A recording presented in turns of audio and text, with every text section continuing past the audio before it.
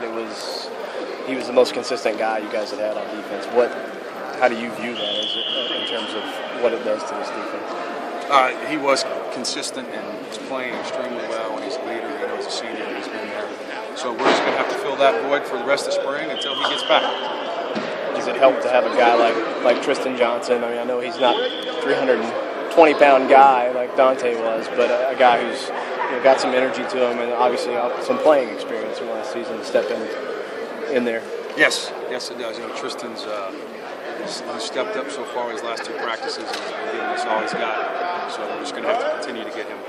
So you're 6 workouts in. What are your impressions of what you've seen? Where you're at, where you need to go, kind of where things stand at this point? Well, we still got a long ways to go. We're not where we need to be, but we've made some progress in some areas, and then in certain other areas we're still not progressing like we should. So I'm hoping that by the end of spring that we'll be in a lot better shape. What do you see from Darius as a guy that came in with a big name, and then what have you seen from him thus far? Yeah, I've been very impressed with him. Darius is playing great technique. He's playing physical at times, and he's doing what we've asked him. On the other side, does Bud seem like he's more at home as a full-time defensive end? Does that seem like his natural position? Yes, I believe that Bud is a natural defensive end, and the more that he continues to get reps, he's only going to get better. He's got all the ability in the world. He just is not technically sound right now, but he's progressing every day.